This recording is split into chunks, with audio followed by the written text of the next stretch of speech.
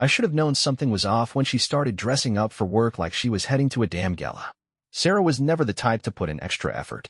We'd been married 7 years, together for 10, and she was always more of a whatever's clean kind of person. But suddenly, it was designer perfumes, matching lingerie, which, mind you, wasn't for me, and high heels when her office didn't require anything fancier than business casual. I asked her about it once. Just a casual, "Hey, what's with all the extra effort lately?" She laughed, playfully smacked my arm, and said, "It's just nice to feel good about myself." Which, fair enough. I wasn't going to be the guy who tells his wife not to look good. But something felt off. Then came the late nights. At first, it was occasional. Some big project at work that needed finishing, a demanding client whose schedule dictated everything. Then, it became every week. Then multiple times a week. And the excuses got thinner, almost lazy. One night, she comes home at nearly midnight, reeking of alcohol and something I couldn't place. Not perfume, something musky, like cologne, but not one I recognized. She flopped onto the bed next to me, fully dressed, and passed out immediately. I lay there staring at the ceiling, my stomach twisting into knots. I wasn't a paranoid guy, but this wasn't normal. The next morning, over coffee, I tried again. "Sarah, you've been working a lot lately. Are you okay? Is it stressful?" She barely looked up from her phone. "Yeah, it's just a lot right now. You wouldn't understand." That stung. I didn't press, but something in me snapped that day. I decided I was going to find out what was really going on. And, man, I had no idea what I was about to walk into. I didn't want to be that guy, the insecure husband snooping through his wife's stuff like some kind of amateur detective. But let's be real, something was going on, and I was done ignoring it. The first real clue fell into my lap a few days later. Sarah had left her work laptop at home. She never did that. She was glued to that thing, always worried about someone else at the office messing things up while she was away. But that morning, in her rush to leave, wearing a new dress I'd never seen before, by the way, she forgot it on the kitchen counter. I wasn't planning to look. I really wasn't. But then, as I was making my coffee, a Slack notification popped up on the screen. I wasn't even at the computer. I just happened to glance over. And the message? "Last night was amazing. I can't stop thinking about you." My heart nearly stopped. I wasn't touching her laptop, wasn't logged in, so I couldn't see who sent it. But at that moment, I knew. I knew. For a second, I just stood there, gripping my coffee cup so hard I thought it'd shatter. My first instinct was denial. Maybe it was a friend messing around? A joke? But no, I wasn't that stupid. I paced around the kitchen, trying to decide what to do. I could confront her, but she'd just lie. I could text her, but she'd have time to come up with an excuse. No, I needed more. I needed to know for sure. So I did something I never thought I'd do. I went to her job. I'd never visited her office before. She always said it was too boring for me to stop by. But today, I was in the parking lot 30 minutes later, sitting in my truck, watching. And that's when I saw him. Her boss. A slick-looking guy in a tailored suit, standing outside near the entrance. He was on his phone, laughing at something, and then, like the universe wanted to slap me in the face, Sarah walked out of the building. And she kissed him. Not on the cheek. Not in a friendly way. Full-on, passionate, hands in his hair type of kiss. Right there, in broad daylight, like she didn't have a husband sitting just 30 feet away. I felt like I'd been kicked in the stomach. But instead of jumping out of my truck and causing a scene, I just sat there, gripping the steering wheel so hard my knuckles turned white. My mind wasn't just on the fact that she was cheating, it was on how she was doing it. The arrogance. The carelessness. Like I didn't even exist. And at that moment, something inside me changed. I wasn't just heartbroken. I was pissed. I sat in my truck for a solid 10 minutes, just staring at the two of them. My wife. My freaking wife. Standing there, looking up at this guy like he hung the damn moon, while I sat a few feet away like some kind of ghost. They talked for a bit after the kiss, laughing about something. Then she touched his chest, like a gentle, familiar touch, the kind that said this isn't new. And that was when the anger really started boiling. I wasn't just mad about the cheating. I was mad about how stupid she thought I was. So I did what any sane person would do in my position. I grabbed my phone, took a few pictures, and drove the hell out of there before I did something I'd regret. On the way home, my mind was spinning. I thought about every late night, every new outfit, every time she looked at me like I was just some roommate she barely tolerated. And now it all made sense. By the time I got home, I had a plan. See, most people would have confronted her right away. Screamed. Thrown things. Maybe even begged for an explanation. But I wasn't going to give her that satisfaction. No, Sarah was about to get a taste of her own medicine. I needed proof, more than just a couple of pictures. And lucky for me, she was too dumb to cover her tracks. I started with her laptop. Yeah, yeah, I know, snooping, invasion of privacy, whatever. But guess what? She lost her right to privacy the second she started screwing around with her boss. I opened up her email, and just like I suspected, she hadn't logged out. It took less than 2 minutes to find exactly what I needed. Emails. Hundreds of them. Some of them were just normal work stuff, but then I saw the ones marked personal. And Jesus, I wish I hadn't opened them. Can't wait to see you tonight. Wish I could be in your office right now. You were incredible last night. I can still feel you on me. He has no idea, does he? That last one made my blood run cold. It wasn't even from her. It was from him. And my lovely wife had responded with, "Nope." He's so clueless, it's almost funny. I sat back, gripping the edge of the desk, trying to breathe. She thought I was an idiot. She thought I was too stupid to ever catch on. Well, guess what, Sarah? Game on. I wasn't just gonna bust her. I was gonna make sure she never forgot it. I wasn't the type to lose my cool easily, but sitting there, reading those emails, I felt something I hadn't felt in years: pure, unfiltered rage. The kind that makes your hands shake. The kind that makes you dangerous. Sarah thought I was clueless? That I was some dumbass husband who'd never notice? She was about to find out just how wrong she was. I wasn't just going to confront her. No, that was too easy. I wanted to humiliate her. I wanted her to feel the consequences. So I started planning. First, I needed more proof. Yeah, I already had the pictures, the emails, but I wanted something undeniable. Something she couldn't weasel her way out of with some pathetic excuse. So I got sneaky. That night, I acted normal. I didn't mention a damn thing. When she came home, late, of course, I just smiled and asked how her day was.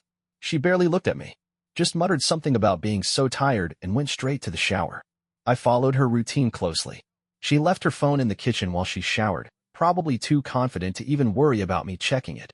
I didn't need to unlock it. I just waited. And right on cue, her screen lit up with a message from him. "Miss you already. Can't wait for our next late meeting," winking face. Disgusting. I took a quick picture of the screen with my own phone. More evidence. But the real fun started the next day. I had a friend, Mike, who worked in IT security. He wasn't a hacker or anything, but he knew how to dig into things most people didn't think about.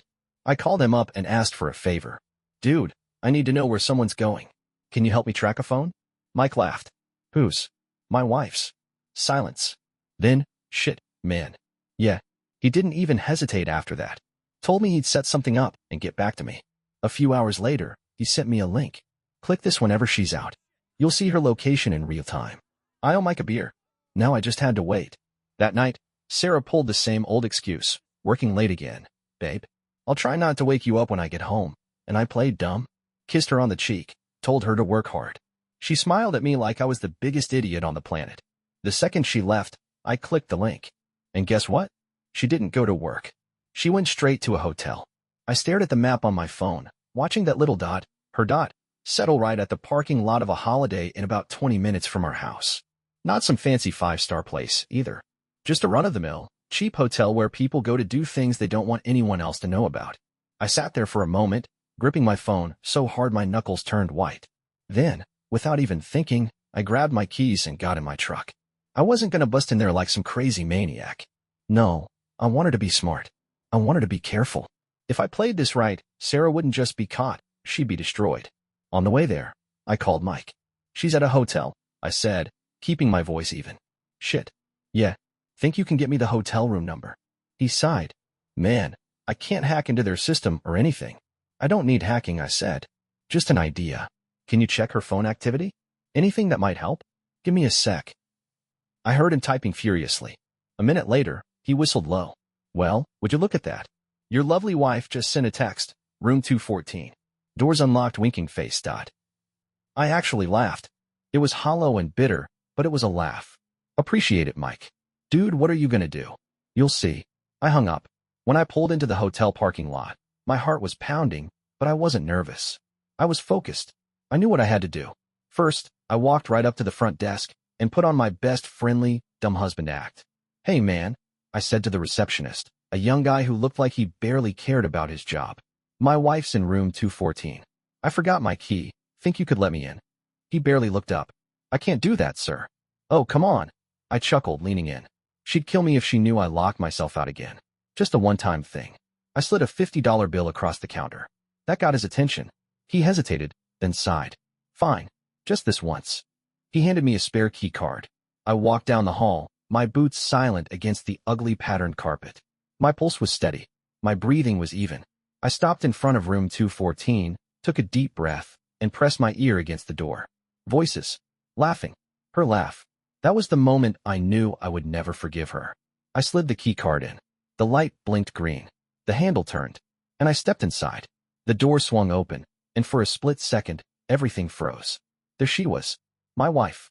Sarah. Wearing nothing but a damn hotel bathrobe, sprawled out on the bed like she didn't have a care in the world. And then there was him. Her boss. Mr. Big Project at work. He was standing near the mini fridge, shirt unbuttoned, holding a half-empty whiskey glass. His expression went from smug to oh shit in less than a second. Sarah? She didn't even react right away. She blinked at me like her brain couldn't quite process what was happening. Like I was the last person she expected to walk through that door. Finally, she sat up, pulling the robe tighter around herself. What the hell are you doing here? I stepped fully into the room, shutting the door behind me. Calm. Controlled. Ice cold. I could ask you the same thing, sweetheart. She swallowed hard, glancing at her boss like he was going to save her. He just stood there like a deer in headlights, probably already calculating how fast he could run if this turned ugly. I looked between them, then pulled out my phone. Smile. Click. A perfect little picture of the two homewreckers. Sarah half-dressed, her boss looking like he'd just shit himself. And then she had the nerve to get mad. What the fuck are you doing? She hissed, climbing off the bed. Are you spying on me? Have you been following me? I laughed, shaking my head. Oh, don't turn this around on me, sweetheart. You're the one screwing your boss in a cheap hotel. I'm just here for the evidence. Her face turned red, whether from anger or embarrassment, I wasn't sure. You are so fucking pathetic. Jesus, no wonder I. She stopped herself, clamping her mouth shut. But I wasn't about to let that slide. No wonder you what? I challenged, stepping closer. She clenched her jaw. No wonder I found someone else. Oh, there it was. I stared at her, feeling that final nail sink into the coffin of our marriage. Not an ounce of remorse. Not a single damn apology. Just pure, selfish nastiness. You know what? I said, pocketing my phone. I should have seen this coming. You've always been a selfish, entitled little bitch. Her eyes widened. Excuse me. I ignored her and turned to her boss, who still hadn't said a word. And you, I smirked. You might want to get a lawyer, buddy. His eyebrows shot up. What? Oh, you didn't know? I grinned, pulling out my phone again. Sarah's been sending me screenshots of your company's emails for months. She thought I didn't notice, but I've got every single one saved. Guess who's about to have a major security breach scandal? His face drained of color. Wait, what? No, Sarah turned to me, eyes blazing. You're bluffing. I shrugged. Try me. Silence. Her boss looked at her. What the fuck did you do? Sarah stammered. I didn't. I chuckled. Anyway, enjoy your night, lovebirds. And with that, I walked out. But the best part? I wasn't done yet. I walked out of that hotel room feeling like I'd just dropped a nuke and left them both scrambling in the fallout. But I wasn't done, not by a long shot. As soon as I got back to my truck, I sat there for a second, gripping the steering wheel, letting everything settle in. My wife, the woman I'd built a life with, had looked me dead in the eye and told me, no wonder I found someone else. Like I was the problem. Like I deserved this. That was the moment any lingering feelings I had for her died completely. So, I got to work. First, I sent the picture I'd taken, the one of Sarah and her boss in their little love nest, to a backup email, just in case she tried anything stupid like deleting it off my phone. Then, I made a few very strategic messages. Message number 1, sent directly to Sarah's parents. Hey, just thought you should know what your daughter has been up to. Thought she had a great marriage, right? Guess again. Attached, the picture.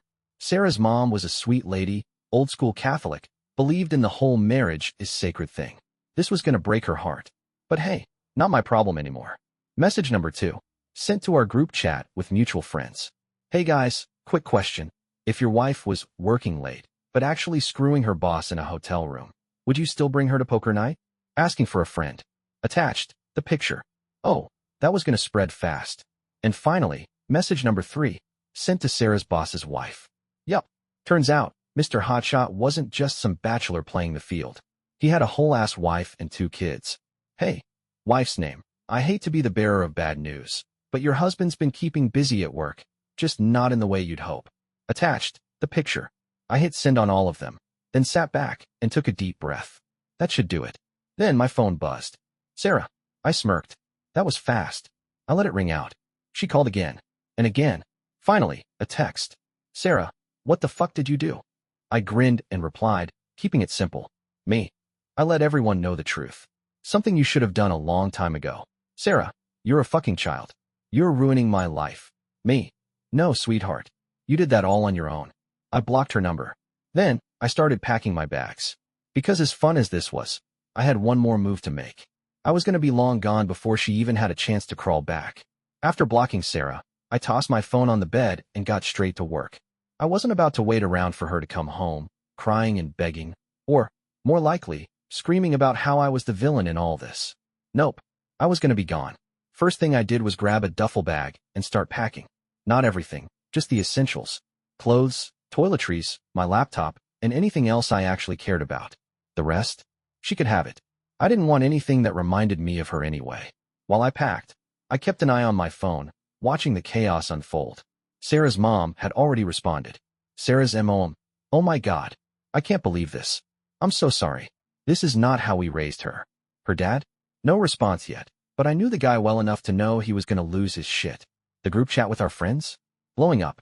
Mike, holy shit dude what? Lisa, WTF Sarah? Jason. Bro, tell me you didn't really just drop this in the group chat loudly crying face, Emmy? I did. Enjoy the show. And the best one? The response from her boss's wife. Wife? Who are you and how do you know this? Oh lady, you have no idea. I sent her all the proof, texts, emails, the hotel picture. I even threw in a few choice lines from the emails I'd found on Sarah's laptop. She deserved to know exactly what kind of husband she had. It didn't take long for her to reply. Wife, thank you. This isn't the first time he's done this, but it'll be the last. Oh, that was interesting. I didn't have time to dwell on it, though, because right then, I heard Sarah's car pull into the driveway. Showtime. I zipped up my bag, grabbed my keys, and walked to the front door just as she was coming in. She looked wild.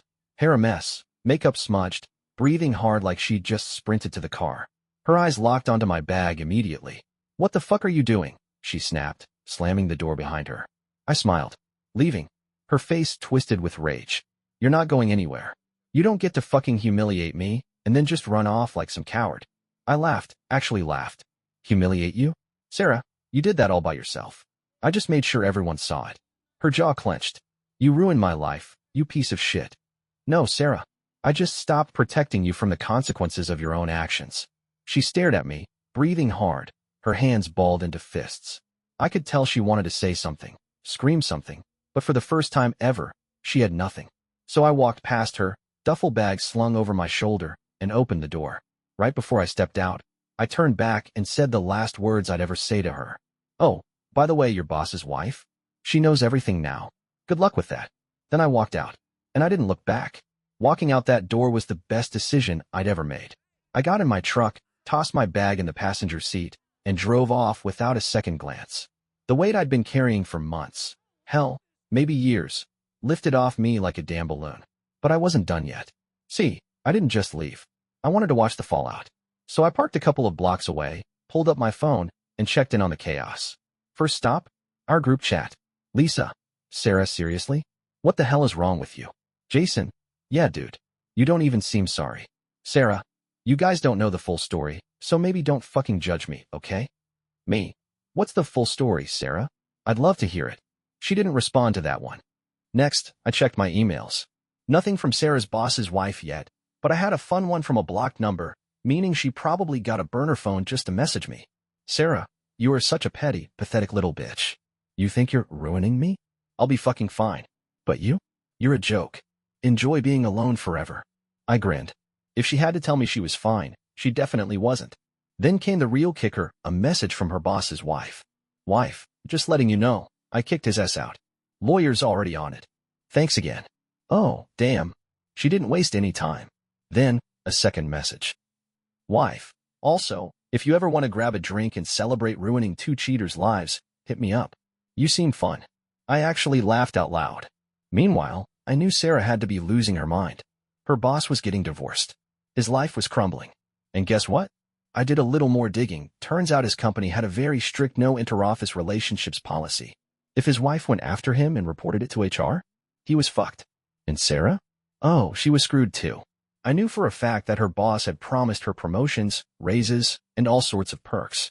If HR found out she was sleeping her way up the corporate ladder, that shit wouldn't fly. I leaned back in my seat, watching the last embers of my old life burn to the ground. And for the first time in a long time, I felt fucking great. The next few days were a beautiful disaster. Sarah didn't stop trying to reach me. She called from different numbers, sent emails, even had one of her friends try to casually check in on me. I ignored every single one. She was drowning, and she knew it. But the real fun started when I got a message from one of Sarah's coworkers. Not just any coworker, her work bestie, the one she used to complain about me to, the one she thought would always have her back. Turns out, loyalty only goes so far. Coworker: hey, I probably shouldn't be telling you this, but since Sarah has no problem screwing people over, I figured you'd want to know shit's hitting the fan at work. I perked up. Oh, do tell. Coworker: HR found out about her and the boss. It's bad. He's on leave while they investigate, but everyone knows he's getting fired. I grinned. And Sarah? Coworker: not fired yet, but it's coming. She's been crying in the bathroom all morning. It's actually kind of pathetic. Beautiful. Absolutely beautiful. Sarah was about to lose everything. Her job? Gone. Her reputation? Destroyed. Her affair partner? Kicked to the curb. Her marriage? Over. I should have felt bad. I should have had some tiny bit of regret. But you know what? I didn't. Not one damn bit. Instead, I sent back one final message. Me? Well. If it isn't the consequences of her own actions. Then I turned off my phone and enjoyed the peace and quiet. The woman who thought I was too stupid to ever catch on? She was losing everything. And me? I was just getting started. I was sitting in my buddy Mike's garage, drinking a beer and feeling like a king, when my phone rang. Sarah. Again. Mike looked over. Dude, she's still calling you? I smirked and let it ring. She's not done spiraling yet. Mike laughed. Man, I'd pay good money to see how she's handling all this. So would I. But then something interesting happened. She stopped calling. No texts. No emails. Nothing. For a second, I thought, maybe she's finally given up. Then my doorbell rang. I checked the camera on my phone. Sarah. Standing on my front porch, looking like an absolute wreck. Messy hair, tear-streaked face, and wearing the same clothes from the last time I saw her. I sighed. You've got to be kidding me. Mike glanced over. Oh, shit. She's here. I nodded. What do you think? Hear her out, or let her suffer? He grinned. Depends. You feel like putting on a show? I did. So I walked to the door, cracked it open, and leaned against the frame, beer still in hand. She looked up at me with puffy eyes. We need to talk. I took a sip. I don't think we do. She actually gasped, like she couldn't believe I wasn't gonna fall for whatever bullshit excuse she had lined up. Please, she said, voice shaking. I know I messed up, but you didn't have to ruin my life. I raised an eyebrow. You mean, you didn't have to ruin your own life? She wiped at her face. It wasn't like that. She shook her head. I was unhappy, okay? You didn't care about me anymore. I felt like I was invisible. I laughed. Actually laughed. Sarah, you've been cheating on me for months. You called me clueless, like I was a joke. You only give a shit now because you lost everything. She bit her lip. But I still love you. I tilted my head. Oh yeah? You loved me while you were screwing your boss. She flinched. It wasn't just about that. Oh, my bad, I said, fake sympathy dripping from my voice. You were cheating emotionally too? Yeah, that makes it so much better. She sniffled. I don't want to lose you. I took another sip of my beer and shrugged. You already did. That's when she snapped. Her tears disappeared in an instant, and she exploded. You're such a fucking asshole, she shrieked. You think you're so perfect. Newsflash, you were a boring, useless husband who didn't make me feel anything. Maybe if you weren't so fucking predictable, I wouldn't have had to find someone else. I smirked. Sounds like you need to work on your decision-making skills, then. Because last I checked, you found someone worse, and now you don't have either of us. Her face turned red with rage. She opened her mouth to scream something else, but I was already shutting the door in her face. And let me tell you, that was the most satisfying door slam of my life. As I walked back to the garage, Mike was already cracking up. Dude, that was brutal. I clinked my beer against his. She deserved worse. And for the first time in years, I felt completely free. After that little doorstep meltdown, Sarah finally got the message. No more calls. No more texts. No more showing up at my house like a stray dog looking for scraps. But I wasn't quite done yet. See, while she was out there flailing around, trying to salvage what was left of her pathetic life, I was already making moves. First, I met with a lawyer. I wasn't about to let Sarah make this divorce complicated, So I made sure I had every bit of dirt on her lined up, proof of the affair, proof of her using marital funds for hotel rooms and gifts. Yup, I found those receipts too. And proof of her misconduct at work. Turns out, when you cheat on your husband and your job at the same time, the legal system isn't too kind. Sarah didn't fight me. She couldn't. She signed the divorce papers without a fuss, probably because she knew she'd lose if she tried. No alimony, no drawn-out battles. Just a clean break. And just like that, we were done. Now, I'd love to say that Sarah disappeared into oblivion, but life doesn't always work that neatly. A few weeks after the divorce was finalized, I got one last message from her. "Sarah, I hope you're happy." I stared at it for a second, then deleted it without responding. Because the truth? I was happy. Sarah lost everything. Her boss? Fired. Her job? Gone. Her reputation? Wrecked. She moved in with some random friend after her parents refused to take her in. Guess even they had their limits. Me? I moved on. Got my own place. Started focusing on me for the first time in years. And you know what? It felt damn good. One day, maybe I'll meet someone new. Maybe I won't. But for now, I'm enjoying life. No cheating wife.